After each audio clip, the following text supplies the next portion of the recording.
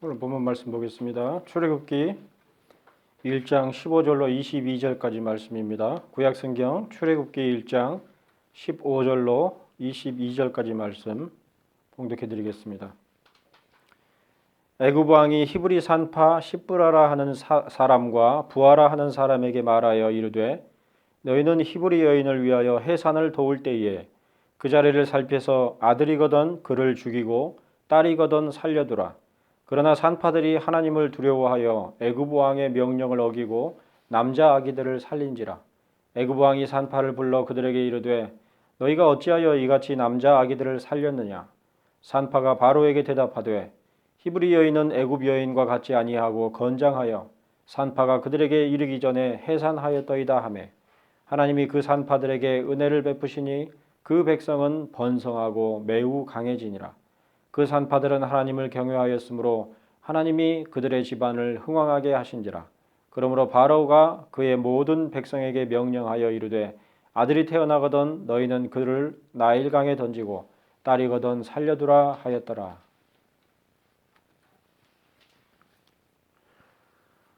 봉독해드린 출애굽기 1장 15절로 22절까지의 말씀 가운데서 두려워할 자를 두려워하라 라는 제목으로 메시지를 나누도록 하겠습니다. 오늘 우리들이 살펴보게 될 출애굽기 1장 15절 이하의 본문은 애굽의 요셉을 알지 못하는 새 왕이 보여주는 아주 이상한 행동에 관해 기록하고 있는데 그것은 한 민족의 씨를 말리려고 출생한 아이들에게 직접적인 위해를 가하려는 획책입니다. 그런데 이상하게도 출애굽기 1장의 본문에서는 그 애굽 왕이 왜 그처럼 히브리 민족을 두려워하며 경멸하는지에 관한 상세한 언급을 하지 않고 있습니다.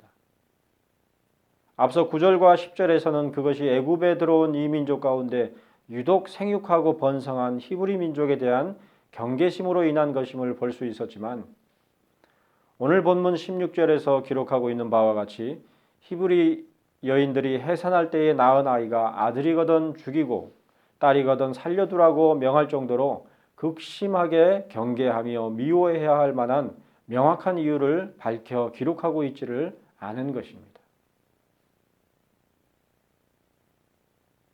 분명한 것은 요셉을 알지 못하는 애굽의 새 왕, 곧 아수르 출신의 새 왕이 히브리 민족을 끔찍이 싫어했다는 점이죠.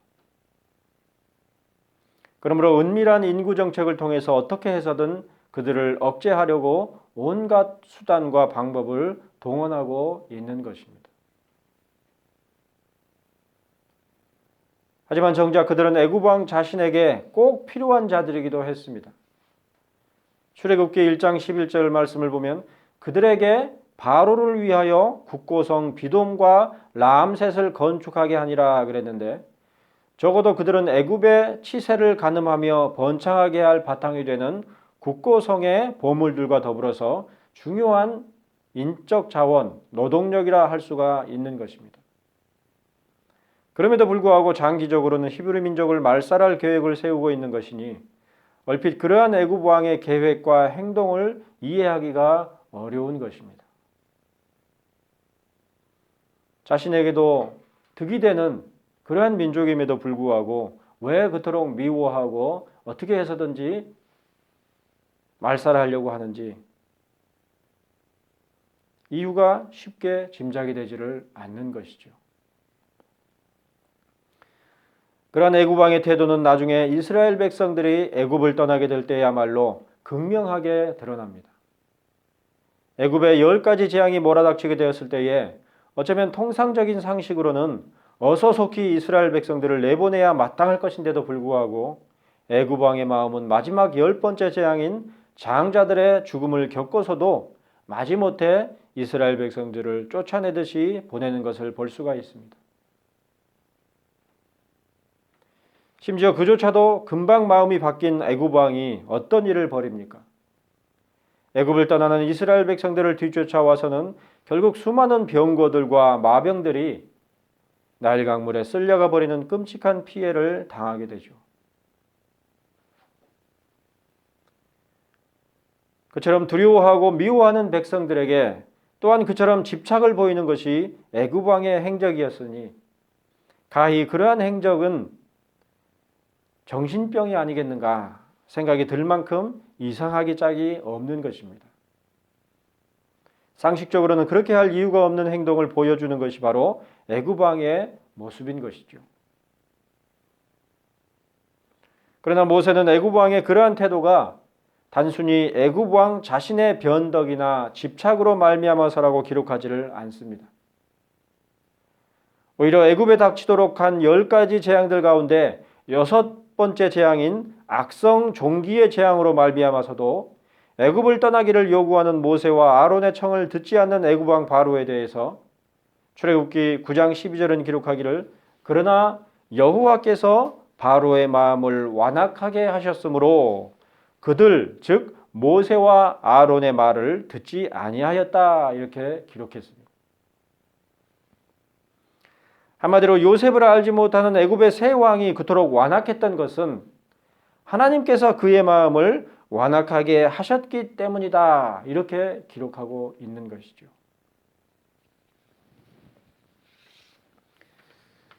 결국 우리들은 출애굽기 1장에서 요셉을 알지 못하는 새 왕이 왜 그토록 이상한 판단과 계획을 세우는지에 대해서도 그것이 바로 하나님으로 말미암아서임을 알 수가 있을 것입니다. 하나님께서 그 마음을 완악하게 하시지 않았다면 상식적으로 그토록 이상한 판단과 사고를 할 이유가 없는 것이죠. 우리들 현실 가운데서 종종 그런 이상한 일을 직면할 때가 있죠.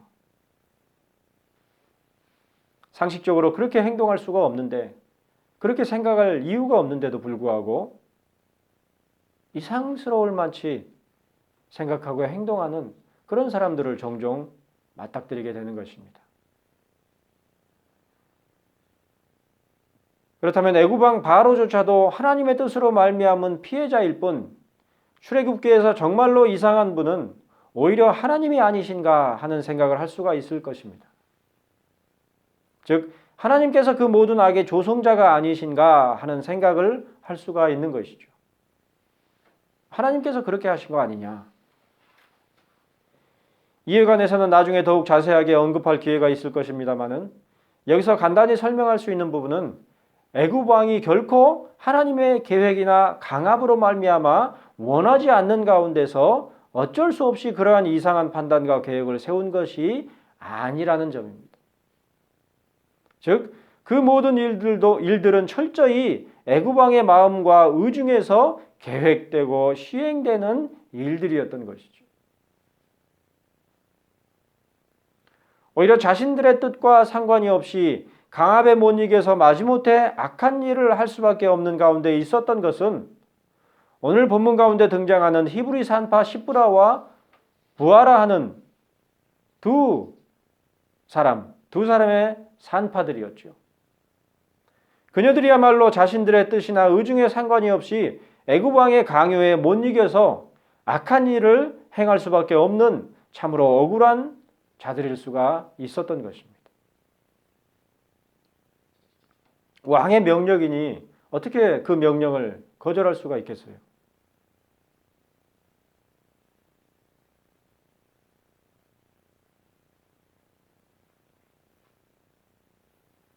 그런데 오늘 본문은 그러한 형편 가운데 있었던 그녀들이 결코 마지못해서 악을 행했다고 기록하고 있지를 않습니다. 오히려 적극적으로 애굽 왕의 명령을 거슬러서 히브리 여인들의 출산을 도왔던 자들이 그녀들이었으니 한마디로 얼마든지 억울한 처지를 핑계 삼을 수 있는 그녀들이 정작 그러한 억울함에 의지하지를 않고 있는 것입니다. 얼마든지 자신들의 정당한 입장을 얘기할 수 있는 자들이죠. 나는 그저 상부의 명령을 따랐을 뿐이다.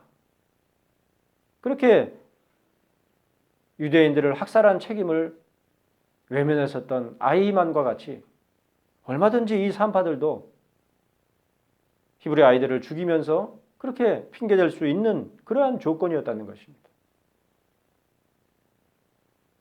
그 일로 말미암아 그녀들이 나중에 어떻게 되었습니까?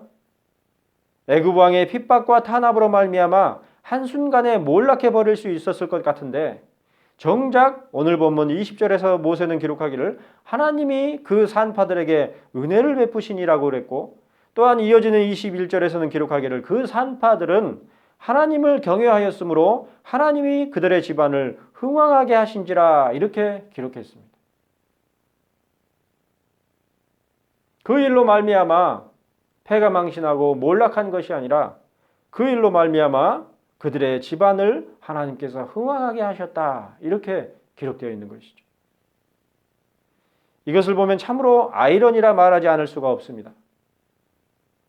그 위세에 있어서는 하나님이라도 대적할 것 같은 애굽 왕은 전적으로 하나님으로 말미암아 완악하게 행하고 있는데, 하나님께서 그 마음을 완악하게 하심으로 말미암아 완악한 대로 철저히 행동하고 있는데 반해 정작 위세도 없고 미약하기 짝이 없는 두 산파들이 보이지 아니하는 하나님을 두려워하여 위세 있는 애굽 왕의 명령까지도 거슬러 행하고 있으니 말입니다.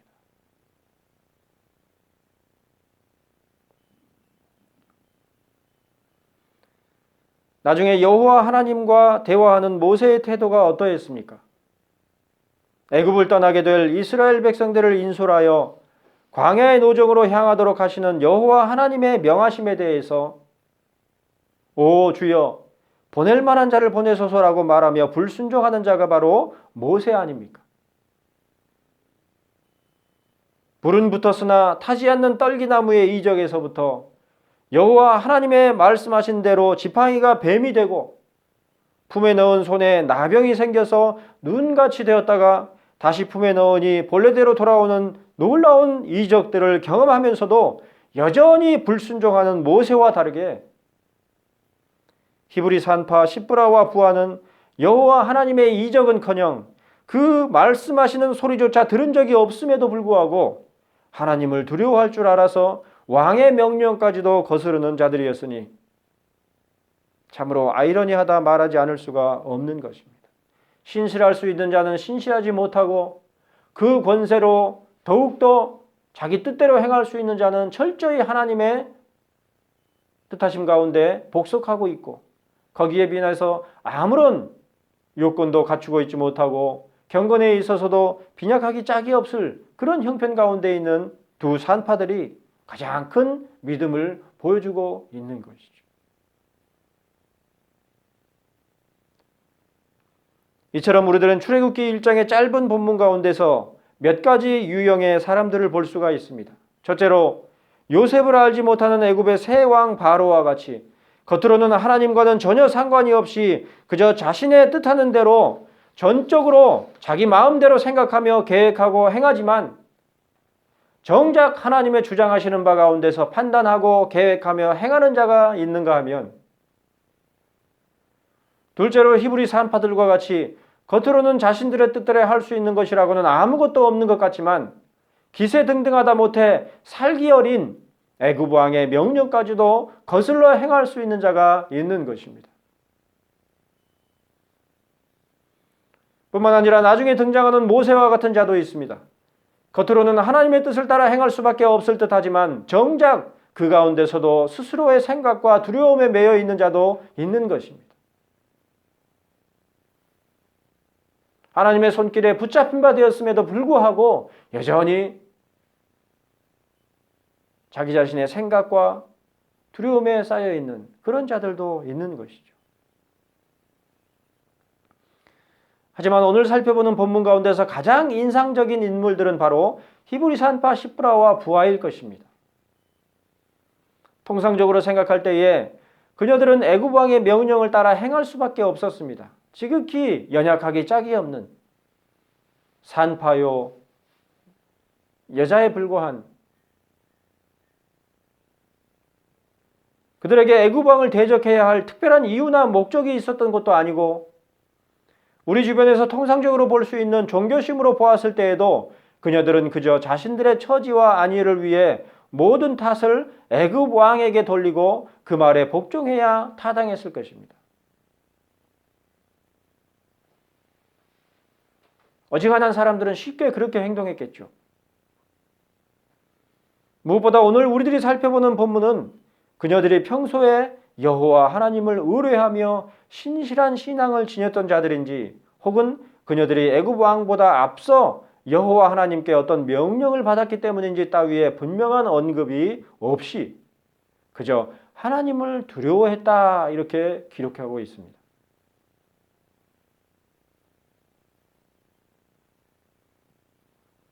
오늘 본문 가운데서 두려워했다 하는 말이 두 차례 사용되었는데 17절에서 산파들이 하나님을 두려워하여 애굽 왕의 명령을 어기고 남자 아기들을 살린지라 이 문장에서 한 차례 사용되었고, 그리고 21절에서 그 산파들은 하나님을 경외하였으므로 하나님이 그들의 집안을 흥왕하게 하신지라 이 문장에서 또 한 차례 사용되었습니다. 즉 경외하였다는 말은 두려워하였다는 말씀으로 기록된 것이죠. 우리 한글 성경에서는 17절과 21절의 표현이 각각 다르게 되어 있지만 히브리어상으로는 두 구절 모두에서 예레라는 히브리어를 사용하여 하나님을 두려워함으로 경외하는 태도를 공통적으로 나타내고 있습니다. 오늘날 우리들의 신앙 가운데서 가장 부족한 부분 가운데 하나이죠. 하나님을 두려워하는 자가 과연 얼마나 있습니까? 그저 친근하고 사랑하시고 내가 어떤 짓을 범해도 어떤 잘못을 범해도 그저 아무렇지도 않게 품어주는 그런 하나님만을 생각하지,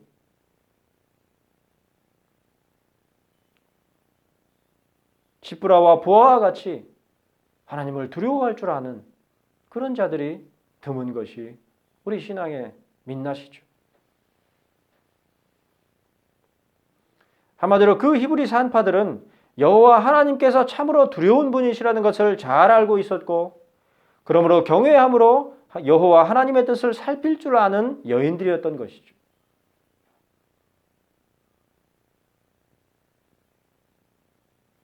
아마도 그녀들에게 있어 하나님의 뜻은 히브리 백성들의 융성함과 어려운 노동이 부과됨에도 불구하고 오히려 학대를 받을수록 더욱 번성하는 가운데서 짐작할 수 있었을 것입니다. 어떤 비상한 역사나 이적을 보고 하나님을 두려워하게 된 것이 아니라 섭리 가운데서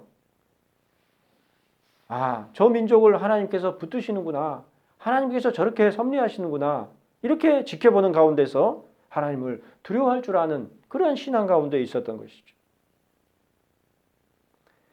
아울러 그녀들은 그러한 하나님에 대한 이해를 바탕으로 생명에 대한 도덕법적인 순종의 마음을 지니고 있었을 것입니다.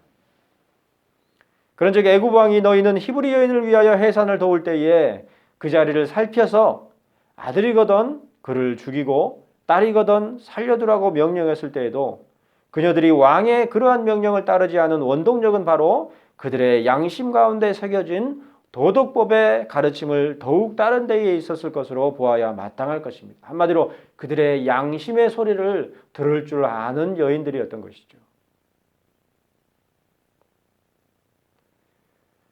그러한 그녀들에 반해 이 모든 일들을 기록해야 했던 모세의 경우에는 그녀들과는 정반대의 형편 가운데서 하나님의 말씀에 순종하는 자였지요. 즉 모세는 여호와 하나님께서 직접 그 뜻을 드러내시고 말씀하시는 가운데서 하나님의 말씀을 따라 순종하는 자였던 것입니다. 하나님께서 직접적으로 말씀하시니 그로서는 도무지 순종하고 따르지 않을 수가 없는 그런 상황이었죠. 그에 반해서 그 히브리 산파들은 자신들의 양심의 소리에만 귀를 기울일 수 있었고 그 가운데서 하나님을 두려워할 줄 아는 그런 자들이었던 것이죠. 하지만 그녀들의 경우에는 어쩌면 희미한 소리일 수도 있는 양심의 소리, 그리고 히브리 민족 가운데서 직관적으로 파악할 수 있었던 하나님의 권능에 대한 두려움 혹은 경외심 가운데서 그 양심에 들리는 도덕법의 음성에 귀를 기울이고 순종하는 그런 자들이었던 것입니다.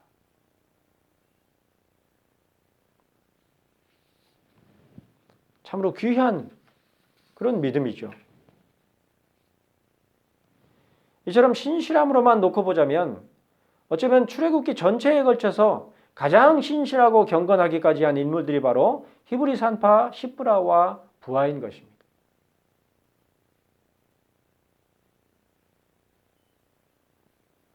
아들이거든 그를 죽이고 딸이거든 살려두라고 한 애굽 왕의 은밀하면서도 엄중한 음성보다 그들의 양심 가운데서 들리는 도덕법적인 명령과 두려움에 귀를 기울여 따를 줄 아는 자들이 바로 시브라와 부하였다는 점에서 광야의 노정에서 구름 기둥과 불 기둥 그리고 모세와 아론을 통해 제시되는 하나님의 말씀에 대적하기를 일삼았던 모습이나 출애굽기 4장 12절에 기록된 보낼 만한 자를 보내소서라고 모세가 대답하는 그런 것과 생생하게 대비되고 있는 것이 바로 시브라와 부하의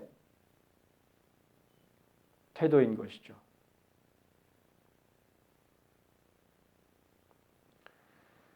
그런즉 하나님 앞에서의 신실함으로만 보자면 출애굽기 가운데서 가장 신실한 인물들은 어쩌면 히브리 산파 시브라와 부하가 아닌가 하는 것이 제 견해입니다.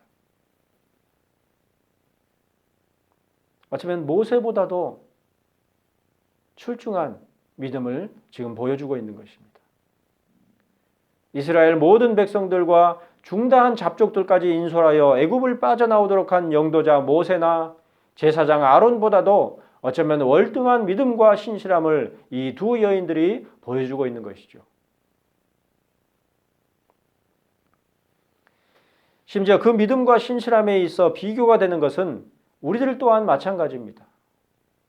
만일에 우리에게 누군가 권세가 높은 자가 양심을 저버리도록 강요한다고 한다면, 만일에 우리에게 얼마든지 불이익을 줄 수 있는 권세를 지닌 어떤 자가 신앙 양심을 저버리도록 강요한다고 한다면 우리들도 히브리 산파 시브라와 부하와 같이 눈앞에 있는 권세자의 명령을 거슬러서 신앙 양심을 택하여 따를 수가 있을지를 생각해 보면 어쩌면 그녀들은 지금 우리 시대의 어떤 신앙의 인물들보다도 탁월한 신실함을 보여주고 있는 것인지도 모르겠습니다. 사실 우리들은 얼마나 빈번하게 양심을 거스르는지 모릅니다. 신앙상 분명하게 규정되어 있는 것이 아닐지라도 우리 양심 가운데 새겨져 있는 도덕법적인 판단을 거스르고 아무런 외압이나 강압이 없는데도 불구하고 육신의 편안이나 안위를 따라서 양심을 저버리는 일들이 신앙인들은 우리들의 일상 가운데에 참으로 빈번하게 일어나고 있기 때문입니다.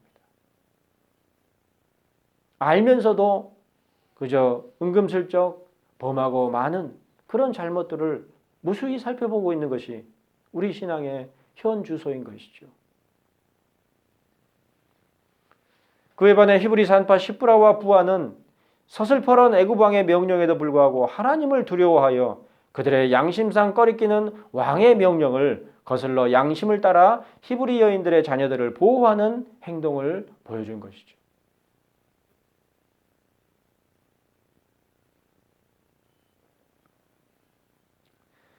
그런데 오늘 본문인 출애굽기 1장 20절에서 모세는 기록하기를 하나님이 그 산파들에게 은혜를 베푸시니 그 백성은 번성하고 매우 강해지니라 그랬습니다. 특별히 은혜를 베푸시니라고 한 것을 주목하여 보시기 바랍니다. 분명히 히브리 산파 시브라와 부하는 여호와를 경외함으로 하나님을 두려워함으로 그 양심 가운데 있는 희미한 율법의 정신을 따르고 눈앞에 서슬퍼런 애굽 왕의 명령, 즉 히브리 여인을 위하여 해산을 도울 때에 그 자리를 살펴서 아들이거든 그를 죽이고 딸이거든 살려두라고 하는 명령을 거스름으로 하나님께 은혜를 받은 것입니다.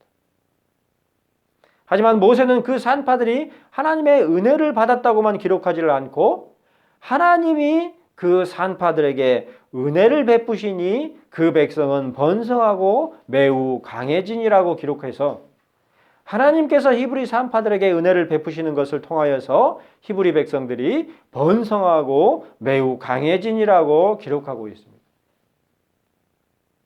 그런즉 그 히브리 산파들의 선행으로 말미암아 베풀어진 은혜는 그들 히브리 산파들만을 위하는 것이 아니라 오히려 이스라엘 백성으로 번성하고 매우 강해지도록 하는 도구요 수단으로서 베풀어진 것임을 알 수가 있죠.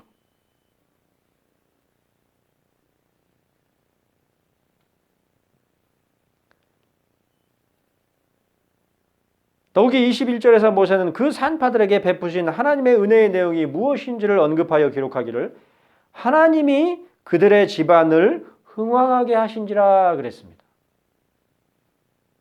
하나님께서 그 히브리 산파들을 통하여 이스라엘 백성들을 번성하고 강해지게 하실 뿐만 아니라 그 산파들의 집안도 흥왕하여 번성하게 하셨다는 것입니다.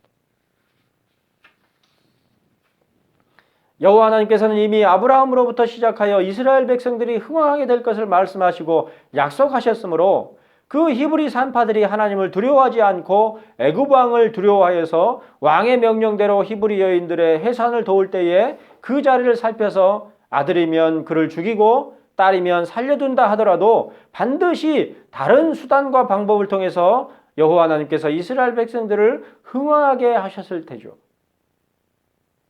그러나 여호와 하나님께서는 그를 두려워하여 경외함으로 그들의 양심에 있는 생명의 법을 거스르지 않고 오히려 그들 눈앞에 있는 애굽 왕의 명령을 거스른 그 산파들에게도 반드시 은혜를 베푸셨던 것입니다.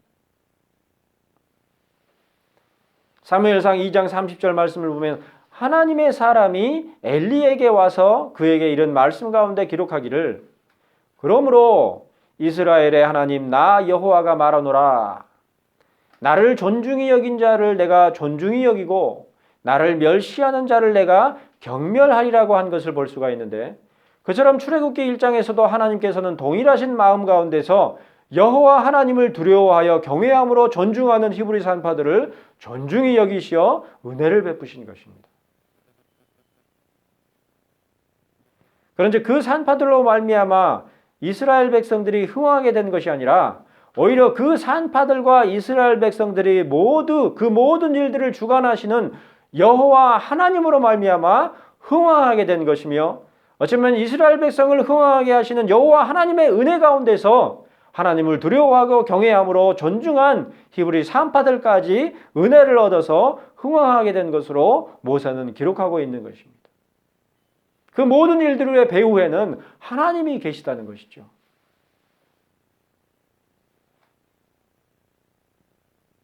그러니까 그런 점에서 그 히브리 산파들도 자신들의 믿음을 자랑할 것이 되는 것이 아니죠. 하나님으로 말미암아서 그러한 은혜 가운데 있었더라는 것입니다. 따라서 이러한 출애굽기 본문 가운데서 우리들이 주목할 것은 히브리 산파들의 경외함이나 그들의 담대한 선행에 있는 것이 아니죠. 우리들도 그처럼 하나님 앞에 하나님을 두려워할 줄 알고 하나님만 믿고 의지하면 하나님께서 반드시 복 주신다 이렇게 이해할 맥락이 아니란 말이에요. 또한 그 히브리 산파들을 통해 이스라엘 백성들이 흥왕하게 됨에 있는 것도 아니고 오히려 그 산파들의 집안과 이스라엘 집안으로 모두 흥왕하게 하신 여호와 하나님의 자비와 사랑, 요셉을 알지 못하는 애굽의 새 왕의 명령에 따라 어려운 노동으로 그들의 생활을 괴롭게 하는 가운데서도 그 백성들을 번성하고 매우 강하여 흥왕하게 하시는 여호와 하나님의 영광과 능력에 있는 것이죠. 하나님의 능력으로 말미암아서 그 모든 일들이 가능한 것이지 사람들에게 원인이 있는 것이 아니란 말이에요. 그 모든 일들 가운데서 우리가 주목해야 될 것은 어떤 사람들이 아니라 하나님께 있다는 것입니다. 하지만 오늘 본문 22절은 그러므로 바로가 그의 모든 백성에게 명령하여 이르되 아들이 태어나거든 너희는 그를 나일강에 던지고 딸이거든 살려두라 하였더라 그랬습니다. 이제까지는 체면과 위신을 생각해서인지 드러내서 이스라엘을 탄압하지 않았던 애굽 왕이 이제는 드러내놓고 공표함으로 이스라엘을 탄압하고자 하는 것입니다. 몰래 했는데도 안 되니까 이제 대놓고 본격적으로 탄압하기 시작한 것이죠. 물론 22절에 그의 모든 백성이라는 문장은 앞서 9절에 기록된 그 백성에게라는 문장의 원래 의미인 그의 백성에게라는 문장과 동일합니다. 그러나 22절에서 대상으로 하는 그의 모든 백성들이란 히브리 백성들을 말하는 것으로서 70인역 성경과 사마리아 5경 등에서는 히브리인들에게 이렇게 표기한 것을 덧붙이고 있는 것을 볼 수가 있습니다. 그의 모든 백성이 아수르 출신의 애굽 백성들이나 애굽의 원래 백성들을 포함하는 것이 아니라 다만 모든 히브리 백성들만을 지칭한 것임을 분명히 밝히고 있는 것이죠. 그러니까 이스라엘 백성들에게 앞으로 너네들이 자식이 태어나면 아들이면 나일 강에다 버려라 이렇게 명령했던 것입니다.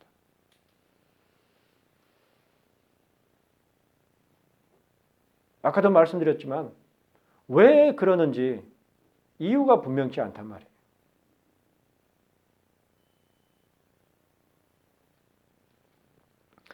그러므로 이제 애굽 왕은 이스라엘 백성들을 탄압하고자 하는 자신의 완악한 뜻을 이루기 위해 그 히브리 산파 두 사람을 사용하는 것에만 머무르지를 않고 모든 히브리인 백성들에게 공표해 버림으로써 결코 이스라엘의 집안으로 흥왕할 수 없도록 한 것입니다. 이제 빠져나갈 구멍은 아무것도 없는 그런 형편이 된 것이죠.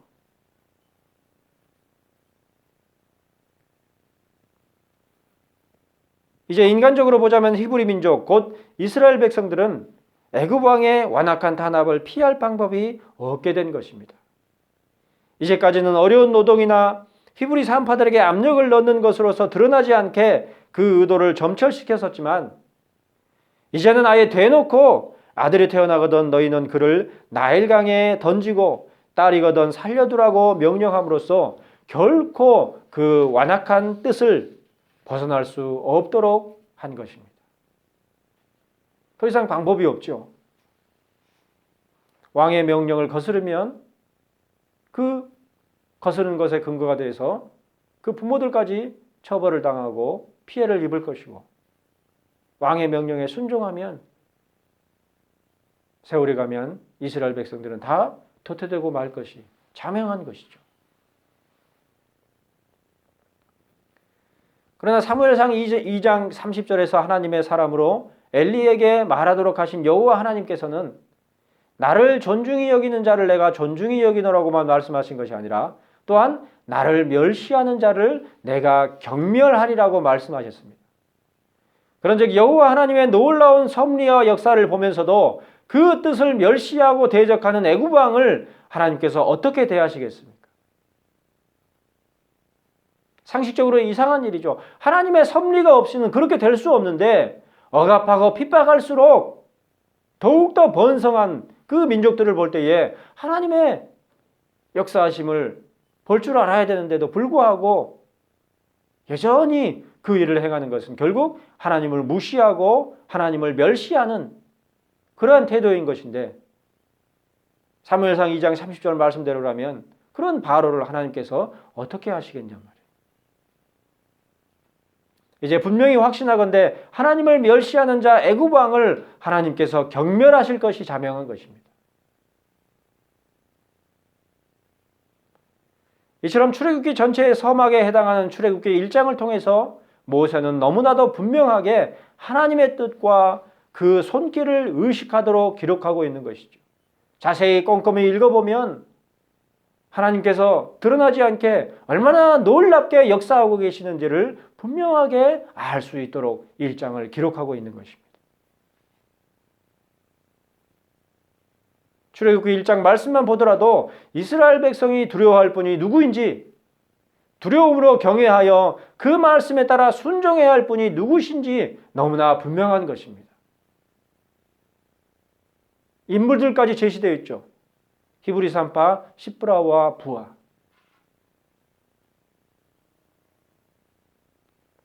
잠언 29장 25절에서 지혜자가 이르는 바 사람을 두려워하면 올무에 걸리게 되거니와 여호와를 의지하는 자는 안전하리라는 말씀과 같이 무엇보다 누가복음 12장 4절로 5절에 기록된 주님께서 친히 이르신 말씀 곧 몸을 죽이고 그 후에는 능히 더 못하는 자들을 두려워하지 말라. 마땅히 두려워할 자를 내가 너희에게 보이리니 곧 죽인 후에 또한 지옥에 던져넣는 권세 있는 그를 두려워하라는 말씀을 따라서 그리고 이에 덧붙여 주님께서 이르신 바 내가 참으로 너희에게 이르노니 그를 두려워하라는 말씀을 따라 오직 하나님을 두려워하며 경외하는 것이 너무나도 자명하며 마땅한 것입니다. 그냥 여호와를 두려워하라 그런 것이 아니라 두 번에 걸쳐서 강조해서 여호와를 두려워하라 이렇게 주님께서 말씀하셨단 말이에요.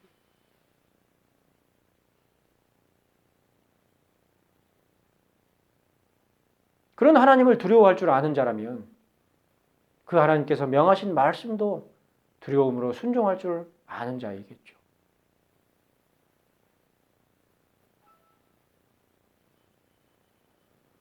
하지만 출애굽하기 전에 요셉을 알지 못하는 애굽의 새 왕이 그러했었던 것처럼 애굽의 새 왕이 이스라엘의 아들이 태어나거든 그를 나일강에 던지고 딸이거든 살려두어 애굽에 속한 종으로 삼으려 했었던 것처럼 또한 더욱 우리로 죄의 종으로 삼고자 하는 사단 마귀의 행실과 바라는 바 또한 지금도 우리 속에서 그와 같은 것임을 잊지 말기를 바랍니다. 애굽 왕 바로의 모습이 바로 죄의 종으로 삼고 노예로 삼고자 하는 사단 마귀의 모습이요 심벌이라는 것입니다.